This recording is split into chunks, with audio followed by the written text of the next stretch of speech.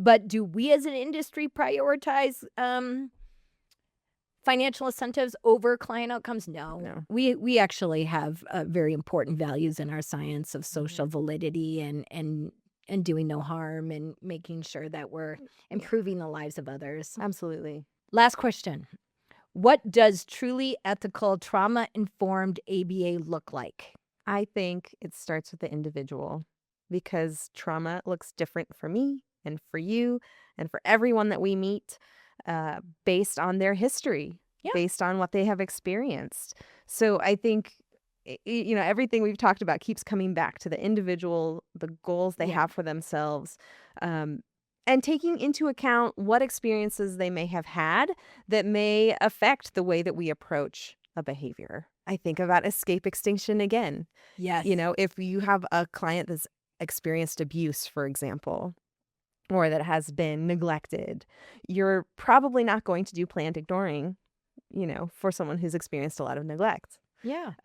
If you've had someone who has had physical abuse, you're probably not going to do any physical prompting, which we don't unless there's a safety issue, right? So I think trauma-informed care in ABA really comes back to looking at the individual and seeing what's right for them. And I can see it in my own life with I hate going to the dentist because for me it's torture. And, I had bad experiences as a child where it's like, she's a bleeder, so there's trauma there for me. Yeah.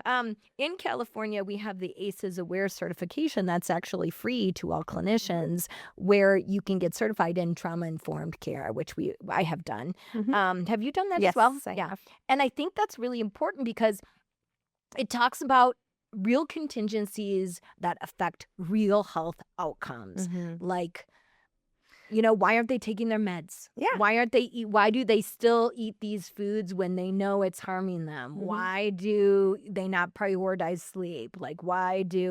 And so Yeah. when you look at those contingencies, you really have to look at, is there past trauma? Absolutely. And ACEs has actually grown. It used to just be looking at things that have happened in the past that will adversely affect you. Now they also have identified protective factors. Um, there's an image of a seesaw. So you'll have like on one side, you know, um, say abandonment or abuse, but then on Yes. the other side you have social support and you have, you know, health or emphasis on healthy activities, right? So these things can kind of balance themselves out, which I think is really helpful to look at what we should do then when we have this ACEs score and we see that this person has had an experience of trauma in the past, and what can we do to then tailor our approach to help them be most successful. And I think that's one of the questions that you as a behavior analyst really wanted to explore becoming a nurse practitioner Yes. was, what are the contingencies, or why do people do things that are against their health, right? Hmm. Like, how is that? But that really comes from past histories of reinforcement, Yeah. you know, The eh, the environment, the environment. contingencies in the environment. Yeah, that's something that I'm hoping as I expand into primary care, I will be able to identify the individual contingencies that are affecting people's behavior to then also affect their health, to meet their own goals and to do the things that they want to do. Yeah, because let's be really real. Entering into any sort of treatment, whether it's ABA or it's any type of treatment, is scary. Hmm. It's scary.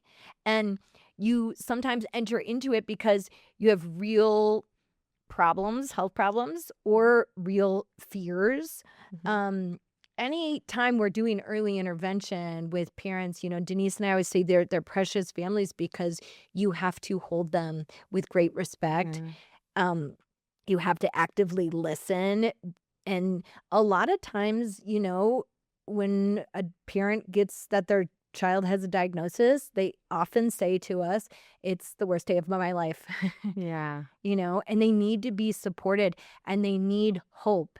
Hmm. And I think going through some huge health wars in my family, that positivity, that hope, uh, that can do a lot of good when you bring in a lot of good vibes and positivity, and it's going to be great, and we're going to make progress.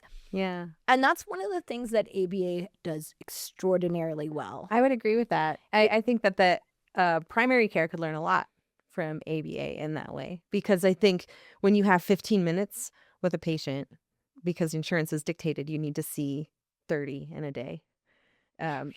Yeah, there are things that just get missed, that Of get dropped. course. You really don't have the time necessarily to invest, and I think that you get a lot better outcomes and you get a lot better care if And- you could yeah. really just address that person with everything they bring with them. Everything from home. Why are we engaging these behaviors? What is this doing for us? What could we do to make a change? I'm hopeful that as we move forward into the future, some of this research is going to pan out in some change. Yeah. And hopefully we get some serious reform on the insurance companies that are demanding all these unethical, in my opinion, I will state this is my opinion, unethical, unrealistic treatment models, and then don't blame our science, like. I think that the insurance companies have a contingency where the bottom line is the most important thing, And the not bottom the line, healthcare, not the healthcare outcome, and that is completely in conflict with what we want as a society, to be healthy and to be well.